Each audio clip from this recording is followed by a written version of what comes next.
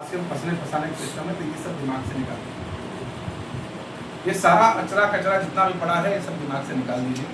RCM Hindustan का वो एक कॉन्सेप्ट है जो एक आम आदमी की खरीदारी के अंदर बदलाव करता है। यानी आरसीएम ऐसा कुछ भी नहीं कह रहा है कि आपको अलग से कोई पूंजी लगानी है। क्या कह रहा है कि आपको सिर्फ अपने घर की दुकान बदलनी है। क्या करना है?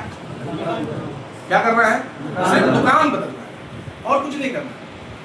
अब कोई व्यक्ति अगर यूपी से अगर सिलवासा आया होगा तो अपने गांव की दुकान बदला होगा नहीं बदला होगा?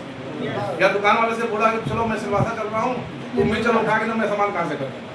तो लाइफ में आरसीएम को देखिए, बहुत लोग आपको भटकाने के लिए आएंगे, बहुत लोग बोलेंगे ये बेकार है, फंस गए, कहाँ फंस गए, आपको बहुत चलान थे। तो आरसीएम ऐसा कुछ नहीं है।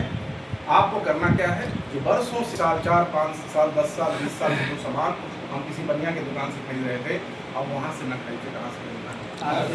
कहाँ से खरीदना है? क्यों खरीदना है? क्यों लेके आना है? क्योंकि बिना कारण के, बिना स्वार्थ के कोई करता नहीं है। तो आरसीएम का जब सामान आप कर देंगे तो पहला बेनिफिट क्या मिलेगा सर?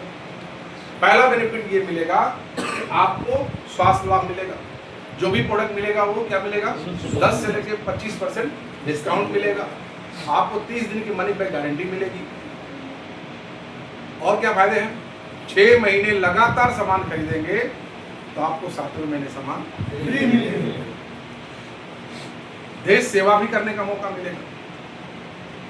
भाई टैक्स दे रहे हैं तो हमारे टैक्स से तो अस्पताल बनते हैं, रोड बनते हैं, रेलवे में जो भी काम आ रहे हैं आपके टैक्स से ही होता है, तो टैक्स भी हम देते हैं।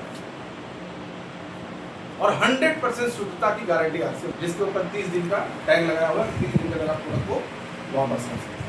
क्या करने से? आरसीएम के प्रोडक्ट को इस्तेमाल करें। तो ये सारी चीजें आपको यहाँ से मिल सकती हैं। और यही बात अगर आपने लोगों को बताना शुरू किया, बहुत कुछ जाना चाहते हैं। अच्छा, मैं सवाल पूछना चाहता हूँ, कितने ऐसे लोग हैं जिनके जीवन में 5 चीज चाहिए?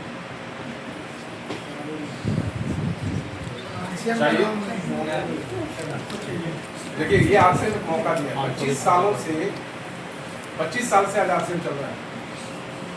आज तक 25 सालों में किसी को आरसीएम में 25 साल में किसी को आरसीएम में धोखा नहीं दिया, किसी कुछ लूटा नहीं, किसी को बर्बाद नहीं किया। लेकिन कुछ लोग घूमते रहते हैं, अरे आप यहाँ से जाएंगे तो बोले कहाँ गए थे? मीटिंग में गए थे। अच्छा, आप भी फंस गए क्या? क्या बोलेंगे? तो आप भी फंस गए क्या? तो फंसना क्या है? मतलब आप फंस गए, मतलब आप आरसीएम का साबुन यूज कर रहे तो फंस गए, और लक्ष्य लगा रहे तो सही है। लेकिन लोग क्या क्या सोचते हैं? फंसना किसको बोलते हैं? मतलब हमने लक्ष्य छोड़ के हम आरसीएम का साबुन लगाने लगे तो हम फंस गए। हम लक्ष्य छोड़ के हम आरसीएम के साबुन से डेली नहाने लगे तो हम क्या हो गए? फंस गए। तो फिर वो क्या कर रहे हैं? बाबा राम ने टीवी से बोल रहे हैं कि आप पतंजलि यूज करो, तो क्या वो नहीं फंसा रहे क्या? हीरोइन कह रही मेरे खूबसूरती का राज लक्ष्य, क्या वो नहीं फंसा रही क्या? ऑटो वाला बोला कि वापी वापी वापी, क्या वो नहीं फंसा रहा क्या? सब्जी वाला बोल रहा कि आओ मेरे यहाँ से लो नहीं। ये दिमाग से सब निकाल दीजिए। ये एक तरीका है कि हमको उस दुकान को छोड़ के कहाँ आना है।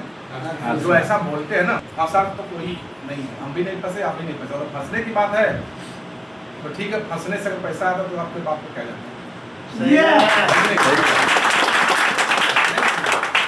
पैसा आता तो अपने बाप को क्या जाता है?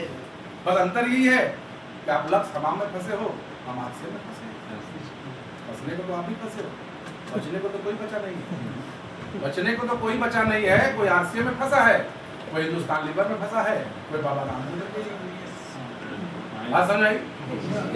अब ये तय करना है कि हमको फंसना कहाँ।